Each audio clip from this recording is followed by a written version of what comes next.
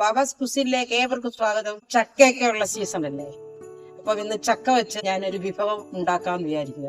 അത് പച്ചച്ചക്കയായിട്ടല്ല ഉപയോഗിക്കുന്നത്. ചക്ക ഉണക്കി വെച്ചിട്ടുണ്ട്. അല്ല, പച്ചക്ക് ഉണക്കി വെച്ചിരിക്കുക. അച്ഛനമ്മമാരുടെ ഒക്കെ ആരോഗ്യത്തിന്റെ രഹസ്യം എന്തായിരുന്നു? അവർ നല്ല ചക്കയൊക്കെ കഴിക്കുമായിരുന്നു. ഇപ്പൊ നമ്മൾ ചക്ക കഴിക്കുമോ? ഇല്ല. ഞാനിപ്പോ ഓർക്കുന്നത് പണ്ട് കൊച്ചുനാളില് ചക്കയും ചക്കക്കുരും ഒക്കെ പോയി വാങ്ങിച്ച് കഴിച്ച സമയം. പക്ഷെ ഇപ്പത്തെ തലമുറയ്ക്ക് ചക്ക കൊടുത്താൽ അവർക്കത് വേണ്ട. അപ്പൊ ആ ചക്കയുടെ മഹത്വമൊക്കെ ഒന്ന് ഇനി കൊണ്ടുവന്ന് ഇപ്പോഴത്തെ തലമുറയുടെ ആരോഗ്യം എങ്ങനെയുണ്ട്, പണ്ടുള്ള തലമുറയുടെ ആരോഗ്യം എങ്ങനെയുണ്ട്, അതൊക്കെ നമ്മൾ തിരിച്ചറിയാൻ വേണ്ടി ചക്ക ഏതൊക്കെ വിധേന നമ്മൾ ഉപയോഗപ്പെടുത്താമോ ആ വിധത്തിലെല്ലാം നമുക്ക് ഉപയോഗപ്പെടുത്താം. അത് കുഞ്ഞുങ്ങൾക്ക് നമുക്ക് പാചകം ചെയ്തു കൊടുക്കാം. അപ്പൊ ഈ ഉണക്ക ചക്ക എടുത്ത് ചക്ക ഏത് വിധത്തിൽ നമുക്ക് പ്രിപ്പയർ ചെയ്യാമോ അതുപോലെ പ്രിപ്പയർ ചെയ്യുക. ഇന്ന് ഞാൻ ഈ ഉണങ്ങിയ ചക്ക വെച്ച് ഒരു വിഭവം ഉണ്ടാക്കാമെന്ന് വിചാരിക്കുക. അപ്പൊ നിങ്ങളുടെ വീഡിയോ ആദ്യം മുതൽ അവസാനം വരെ കാണണം. ഇഷ്ടപ്പെടുവാണെങ്കിൽ ലൈക്ക് ചെയ്യാനും ഷെയർ ചെയ്യാനും സബ്സ്ക്രൈബ് ചെയ്യാനും മറക്കരുത്. മിക്സിയിലിട്ടൊന്ന് പൊടിക്കാം.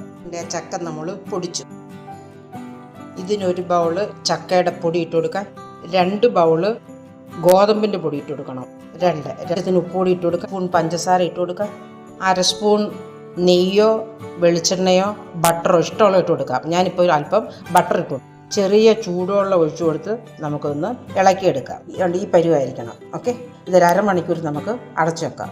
ദിവസം നമ്മൾ ആട്ട വെച്ചല്ലേ ഉണ്ടാക്കിയേക്കുന്നത്. ഇതൊന്ന് പരത്തിയെടുക്കാം. നമ്മൾ വൃത്തിയായിട്ട് പരത്തി അത് ഒരു വശം റെഡിയാവുന്ന സമയം കൊണ്ട് നമുക്ക് അടുത്ത ഉണ്ടാക്കാം.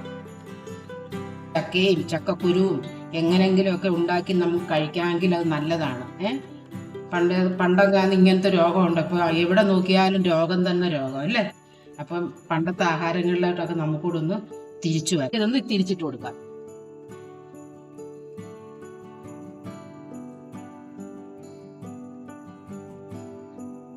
പൊങ്ങി വരുന്നുണ്ടോ?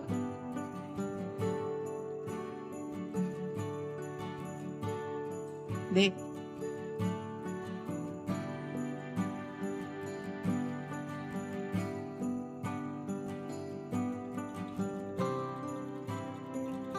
ഉണക്കി പൊടിച്ച ചക്കയുടെ മാവും കൂടെ ചേർത്ത് ഉണ്ടാക്കിയ നല്ല സോഫ്റ്റ് ചുക്ക ചപ്പാത്തി. ഇതിനകത്ത് എണ്ണയൊന്നും നമ്മൾ ഉപയോഗിച്ചിട്ടേ ഇല്ല. എന്ത് ഇതായിരിക്കും നോക്കി.